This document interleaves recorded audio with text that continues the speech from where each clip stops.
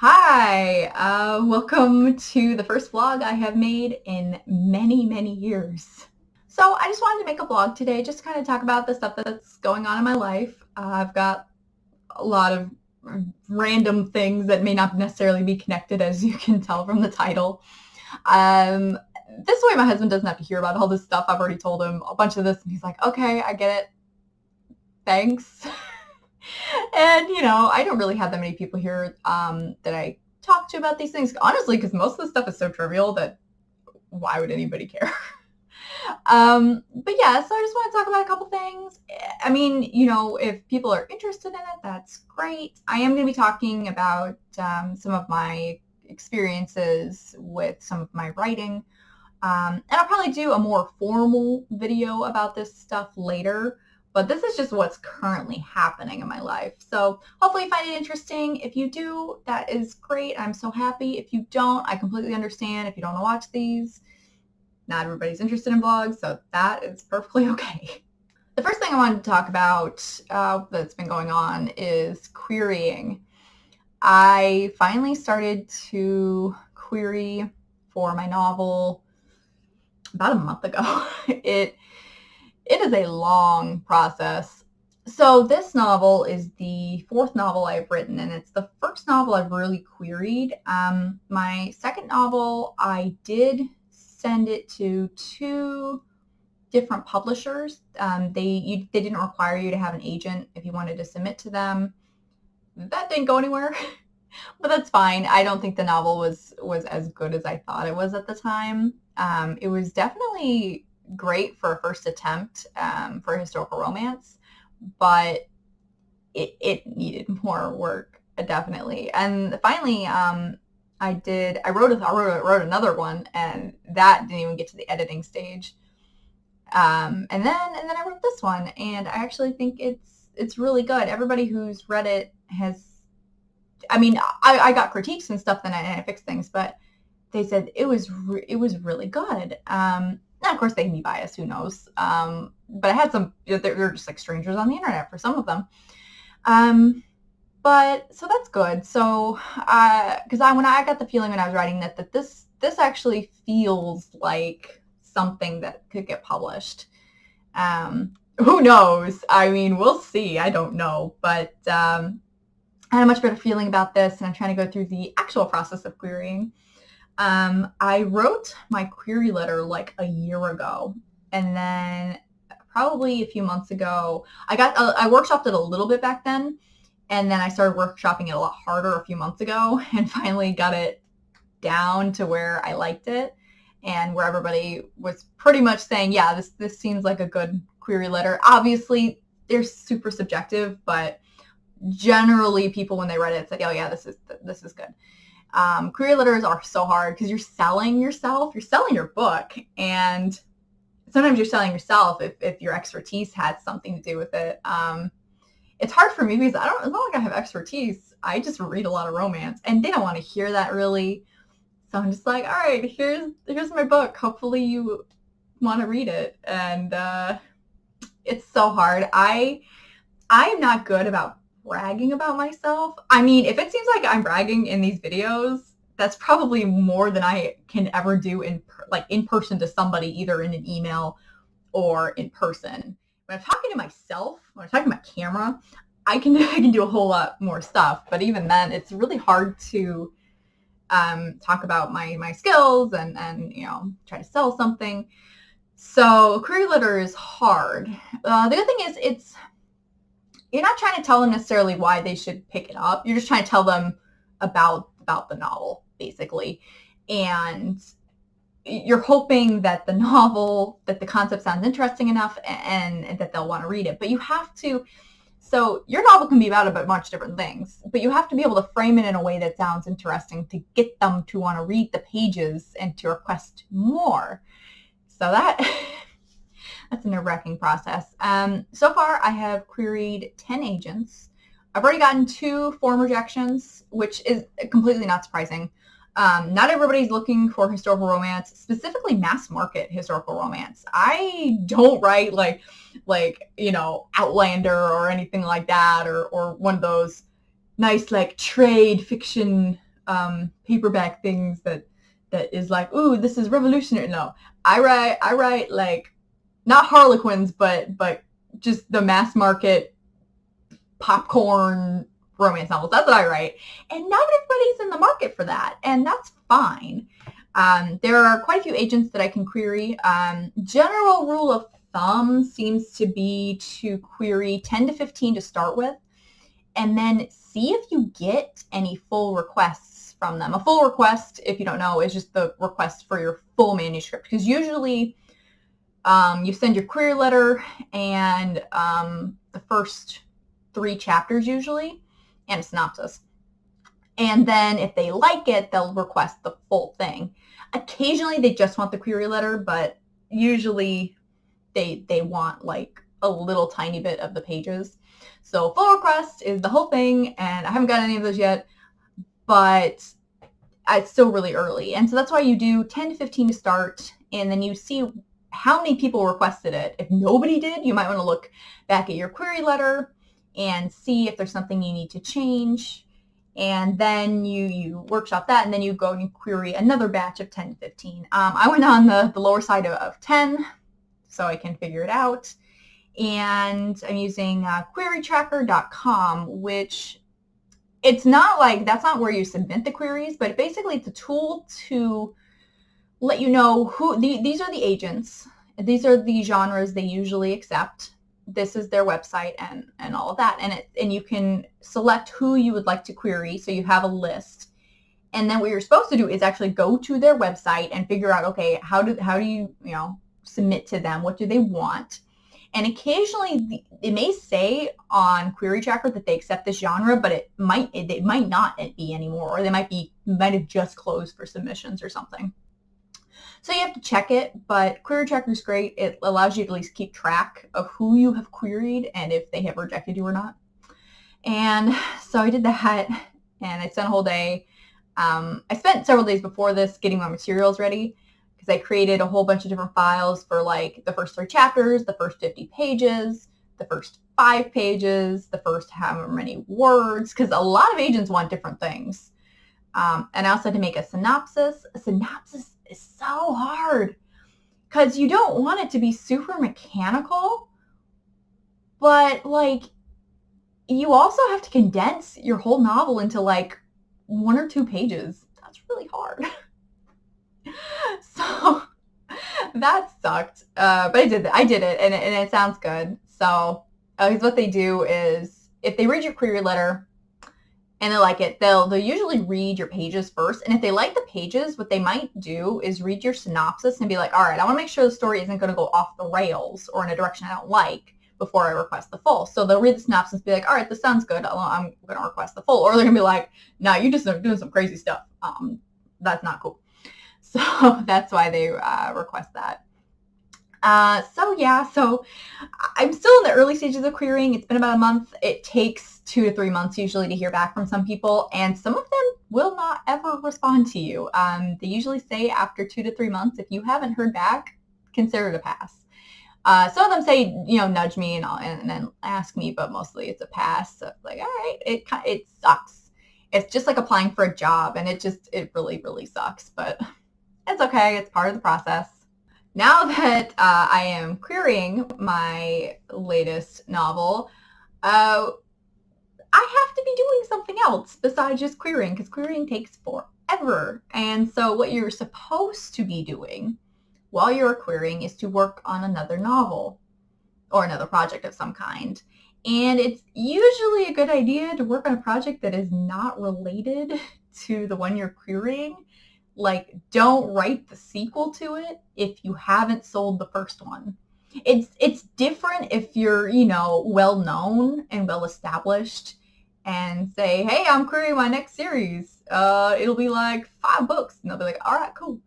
But if you're just starting out, don't try to write the sequel to the first one if the first one hasn't sold yet. Don't do it.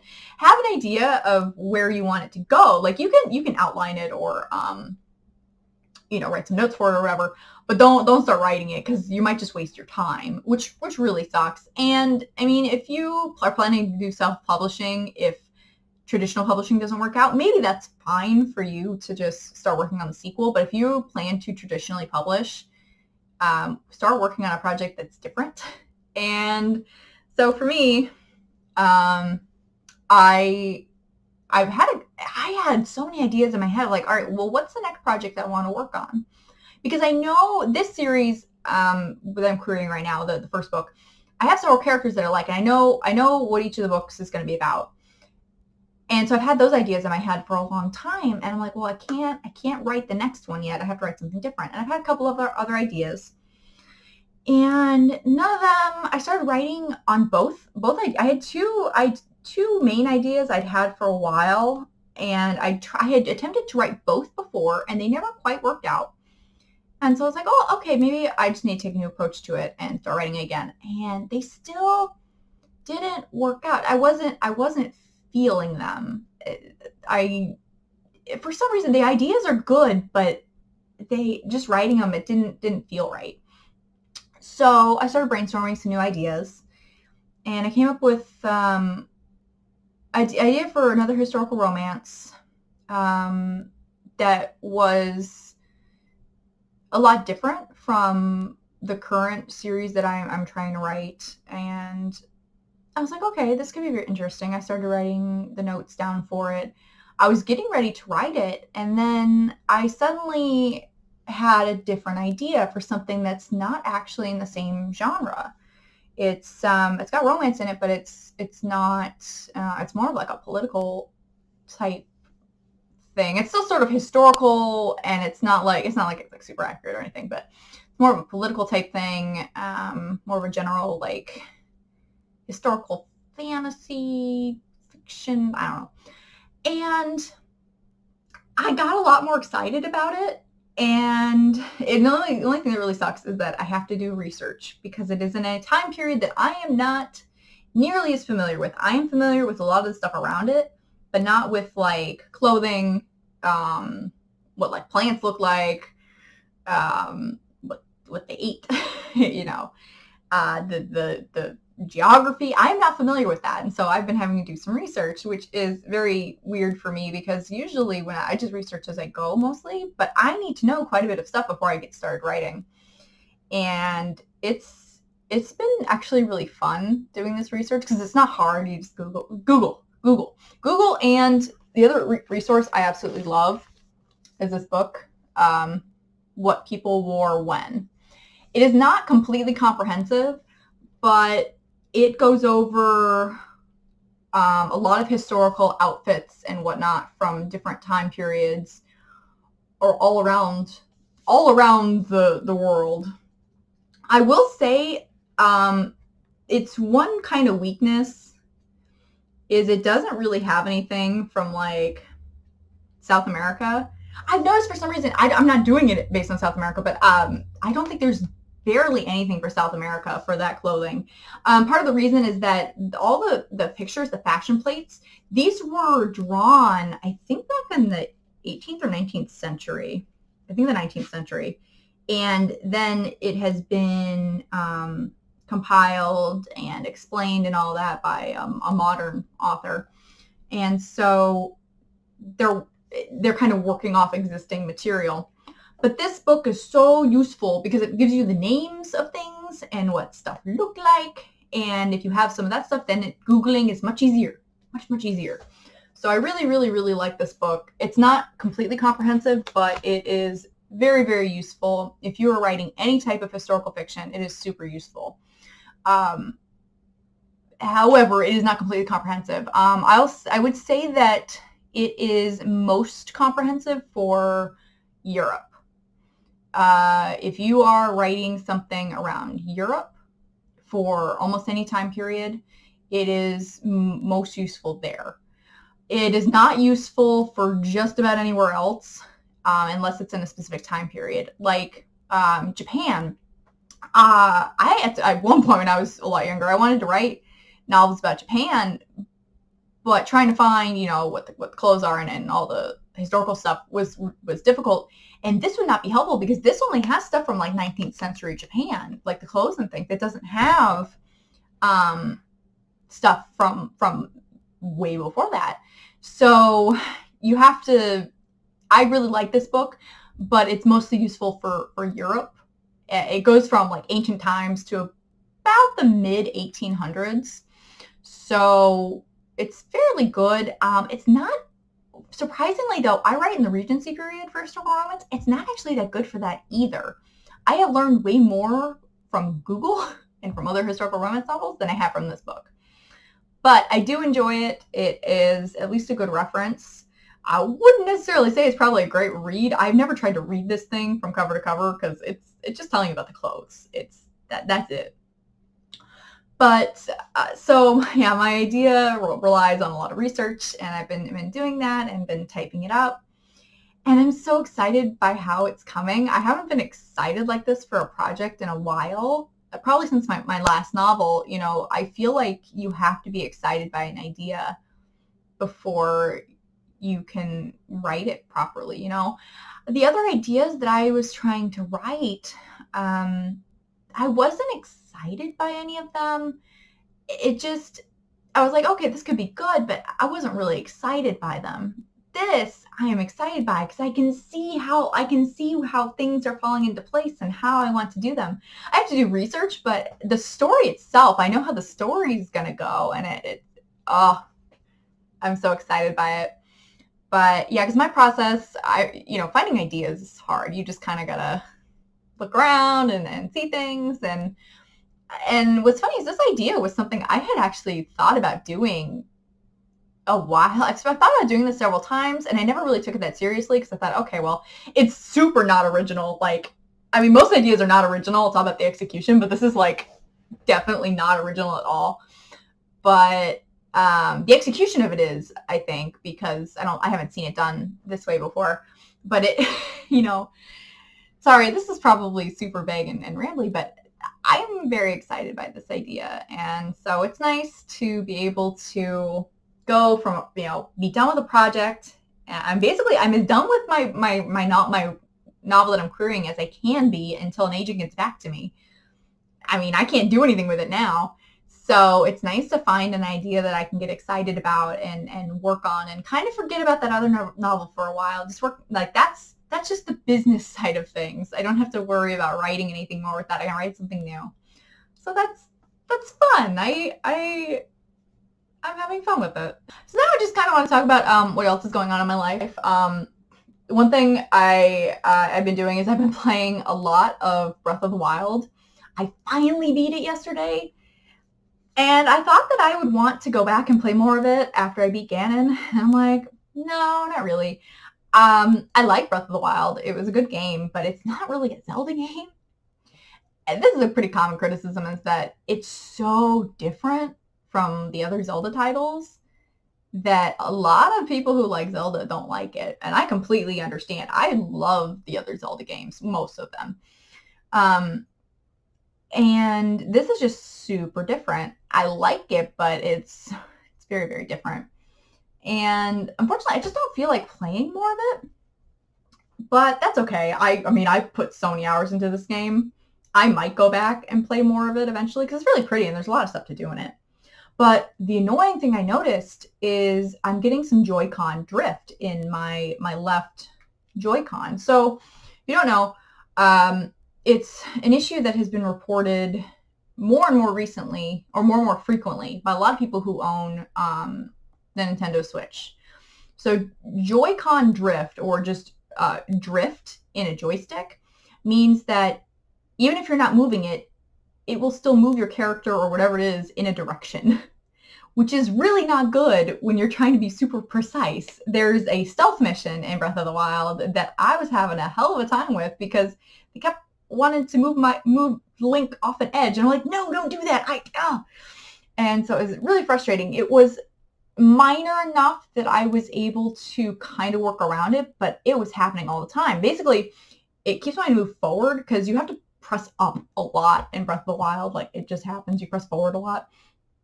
And so the issue is that a lot of people are starting to have issues with these Joy-Cons.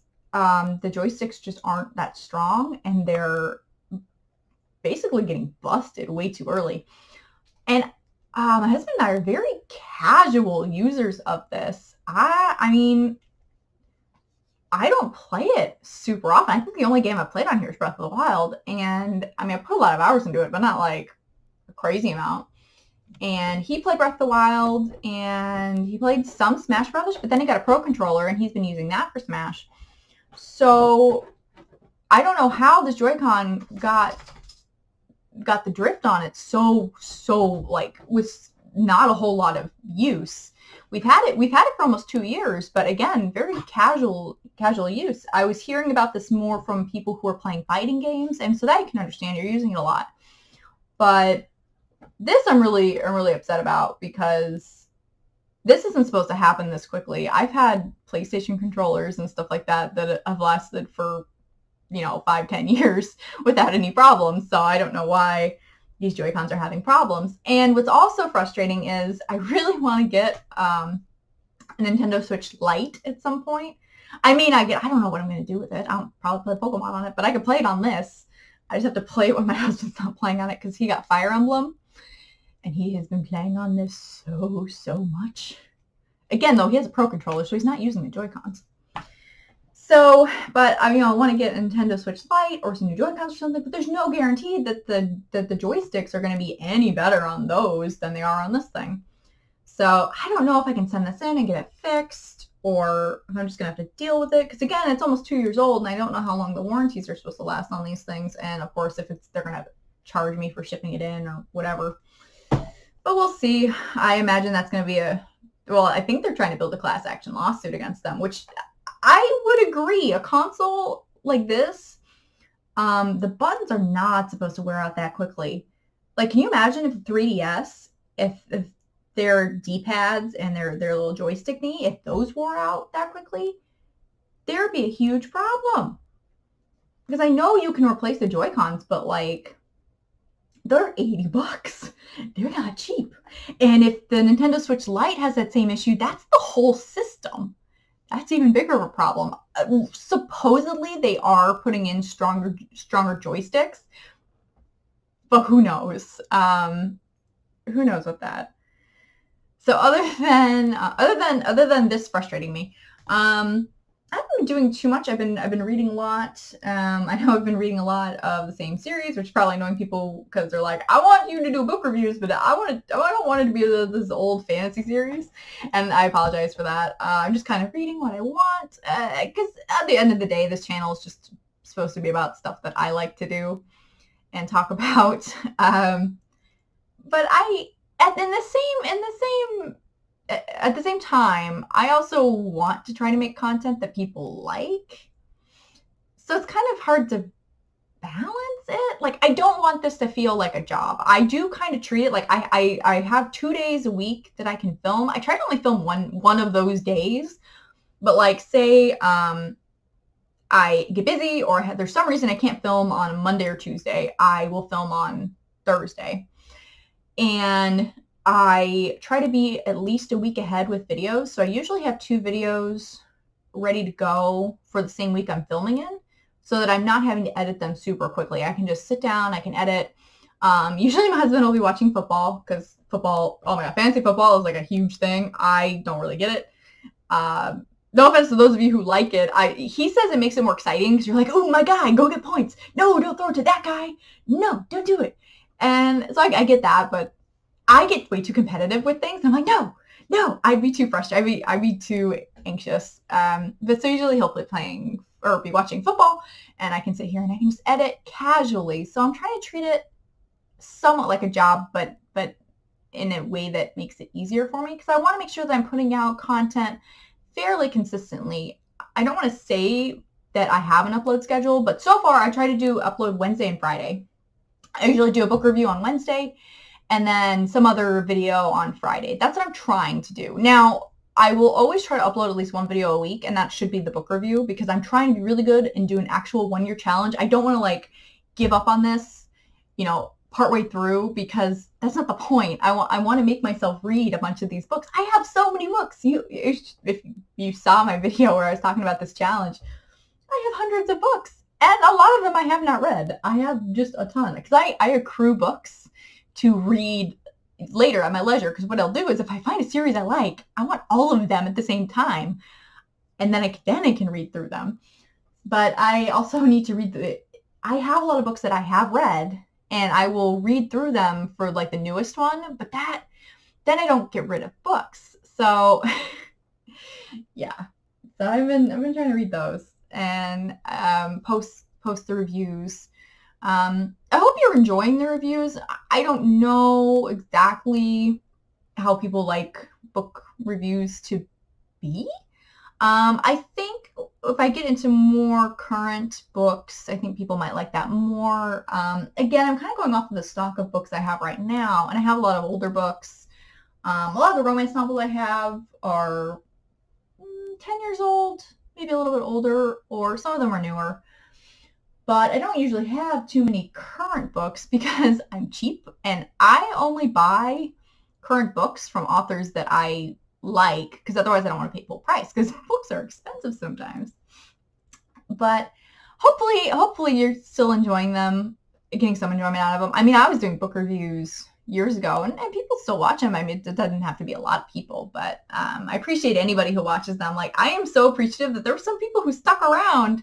They stayed subscribed to me. They never unsubscribed, probably accidentally, but I still really appreciate that you stayed subscribed. It's nice to see that number. I have 66 subscribers. Watch people unsubscribe going, no, I hate you, but no. It's always really sad. I get so competitive. Like, when I see my numbers go down, like I had at one point, I have 5 followers on Twitter right now.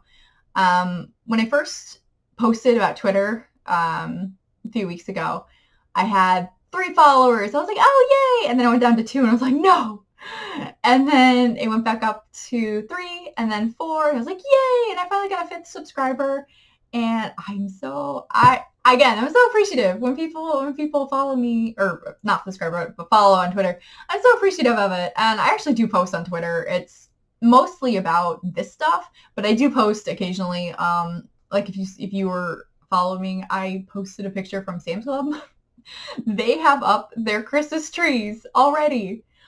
And like, I get it. I get why they're starting early. I mean, Christmas is a big deal, especially where I live. And it's like, oh, Christmas is like, oh my gosh. People decorate like crazy. But it's September. So last year, I was laughing my butt off. We have a Home Depot near us, and I went in there for something completely unrelated to Christmas. And it was October. It was, I think, mid-October maybe. And they were starting to set up the Christmas trees and the other ornaments and things. And I was laughing at taking pictures going, oh my God, it's October. They're already putting trees out. Now that doesn't even seem that crazy to me. And maybe that's what they're doing, is like just pushing Christmas further and further out. So it's like, oh my gosh, like, stop. I need my Halloween first. But yeah, see, I posted a picture about Sam's Club going, oh my God, why? But I also didn't do the at Sam's Club. I know I could have, and it's not like I'm technologically stupid. Well, I am a little technologically stupid, but I'm not that bad. But I could have done the at Sam's Club and said this, but I also am like, I'm not actually mad about it. I don't want you to be like, well, blah, blah, blah. I'm like, no, I just want to say it's silly. There's Christmas trees in September, because that's an easy thing to make fun of. What else is going on in my life? I don't know. I'm boring. My husband had his birthday party last weekend, and that was a lot of fun. We don't have that big of a place. We have a 3-bedroom, 2-bath place, and no basement. And we usually, our normal amount of people to come over is maybe 6. That includes us, like, maybe 4 or 5 other people come over. We had like 10 other people come over, and that was pushing the limit of how many people we could have in this place. Oh my gosh, it was great. It wasn't like super loud, but it was a lot of people. And I'm going, oh my gosh, this is a lot of people. Let's maybe not have quite that many people in the future, because oh my goodness. But that was fun. And then coming up, I'm going to be doing some fun stuff for October. I have a couple of ideas, which I think will be fun both for me and for you. I might dress up a little bit for Halloween. Because where else am I going to dress up at? Like, I don't go anywhere. God, I'm so boring. And this is probably boring for you. Like, oh my God, this is a half-hour long video of some chick just talking about random stuff I don't care about. So you totally don't have to watch that. I totally understand. Heck, you probably haven't even gotten to this point. That's okay. But yeah, otherwise, not much else is going on. I am waiting to hear back from agents and hoping that they pick up my book because that would be great. I am brainstorming a new idea and it's going really well. I have a lot of stuff written down for it and I'm really excited about it. I'm really annoyed at my Switch because the JoyCon is being a butthead. And yeah, otherwise I'm just doing my normal boring life stuff. So yeah. But anyway, if you want to, see more content from me, go ahead and subscribe or like it or that notification bell thing, which again, my stuff isn't life shattering. It's okay. You can watch it whenever you want to. I'm appreciative if you watch it even like a year later. Like, that's okay. But yeah, so thank you for watching. If you actually made it to the end, oh my gosh, you get a virtual cookie. Yay. So thank you for letting me talk and be probably obnoxious. So yeah, I hope you guys have a wonderful weekend. I'll try not to do too many of these vlogs in the future because I know they're long and probably not very interesting. But once in a while, I want to just talk to the camera. But yeah, so I hope you guys have a wonderful weekend, and I will see you next time. Bye.